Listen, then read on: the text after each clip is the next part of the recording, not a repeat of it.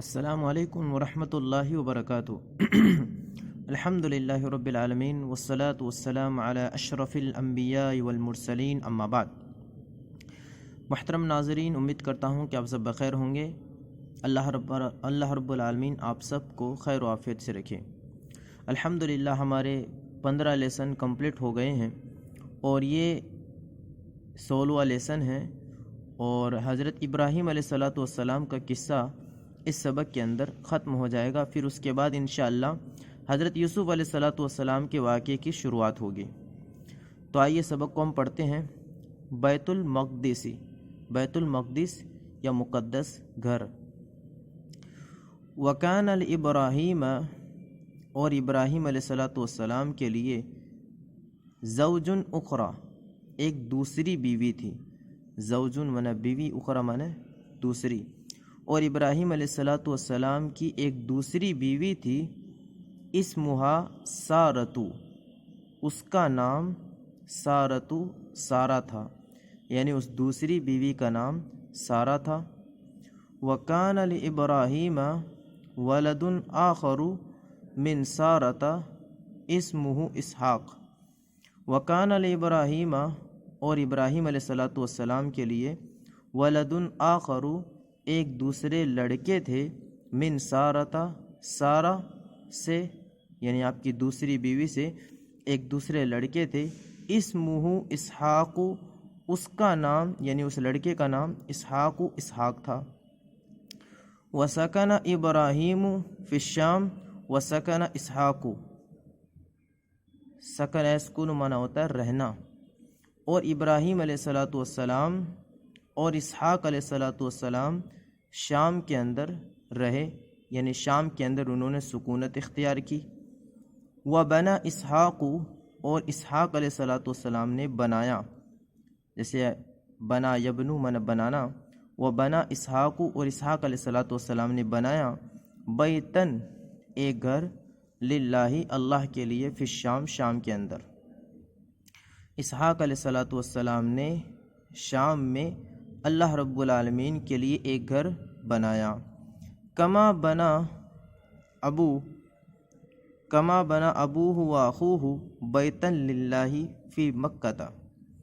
کما کے معنی ہوتا ہے جیسا کہ، بنا ابوہ، ان کے والد، و اخوہ، اور ان کے بھائی نے بنایا تھا، بیتن، ایک گھر، للہ، اللہ کے لیے، فی مکہ، مکہ میں، یعنی جس طریقے سے ابراہیم اور اسحاق علیہ السلام نے اللہ کے لیے مکہ میں ایک گھر بنایا تھا، تو اسی طریقے سے اسحاق علیہ السلام نے شام کے اندر ایک گھر بنایا تھا۔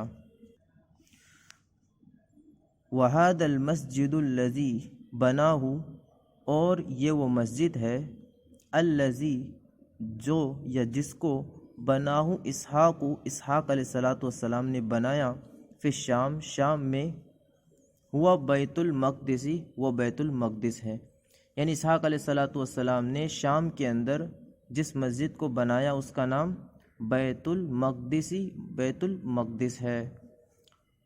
وہو المسجد، اور یہی وہ مسجد ہے، وہو المسجد الاقصی، اور یہی وہ مسجد اقصی ہے، الذی بارک اللہ حولہ، بارک اللہ، جس میں اللہ رب العالمین نے، جس کے ارد گرد اللہ رب العالمین نے برکت دی۔ یہی وہ مسجد اقصی ہے جس کے ارد گرد اللہ رب العالمین نے برکت دی۔ وبارک اللہ فی اولاد اسحاق، اور اللہ تعالیٰ نے اسحاق کی اولاد میں بھی برکت دی، کما بارک فی اولاد اسماعیل، جیسا کہ اسحاق علیہ السلام کی اولاد میں برکت دی۔